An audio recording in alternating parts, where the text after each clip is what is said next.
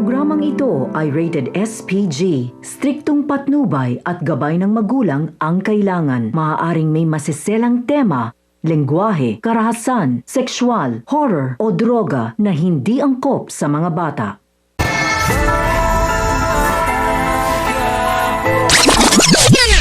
Nagtungo na nga si Ramon sa ospital upang puntahan si Mokang. Nagulat naman si Mokang nang makita niya si Ramon. Sinabi nga ni Ramon na gusto lang niyang kumustahin ang tatay nito at sana'y huwag nitong masamain. Dagdag pa niya na bukas umano ay tatawagin ni si Mokang na Mrs. Alberto Trias. Ipinakilala na nga ni Mokang si Ramon sa kanyang tatay at nanay Nita. Nagpasalamat naman si Aling Nita kay Ramon sa pagtulong umano nito sa kanilang pamilya. Nabigla naman si Aling Nita nang sinabi ni Ramon na kung magiging pamilya umano sila ay masanay na ang mga ito sa presensya niya. Sa pag-uusap nga ng mag-ina ay talagang pinanindigan na ni Mokang na pakasalan itong si Ramon dahil desisyon niya umano ito. Kaya wag umanong sisihin ng kanyang nanay Nita ang kanyang sarili. Dito nga ay sinabi ni Aling Nita na saka na lang nila ito sabihin sa kanyang tatay Marsing pag nagising na dahil paniguradong hindi niya ito basta-basta matatanggap.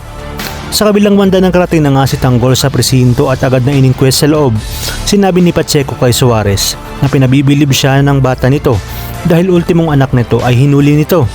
Sinabi naman ni Rigor na ngayong nakakulong na si Tanggol ay siguradong magiging maayos na ang Quiapo at ang mga dapat nga nating abangan ngayong Biyernes. Nakalaboso na nga si Tanggol at dito magkikita-kita na sila ng kanyang mga tropa.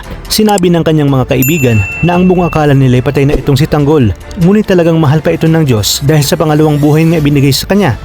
Agad bibisita si Tindeng at Tess at sasabihin ni Tess na huwag mag-alala itong si Tanggol dahil gagawin nila ang lahat upang makalaya ito. Isinama na nga ni Ramon si Mokang sa mansyon ng mga Montenegro. At sakto naman nakararating lang ni David matapos itong sunduin ni Olga at isang malaking palaisipan na dapat nating abangan. Kung makikita ba ni Mokang si David dahil lang kung kahit masisira ang plano ni na Olga at David o di naman kaya unang makikita ni David na paparting itong si Mokang kung kahit magagawa pa nitong magtago.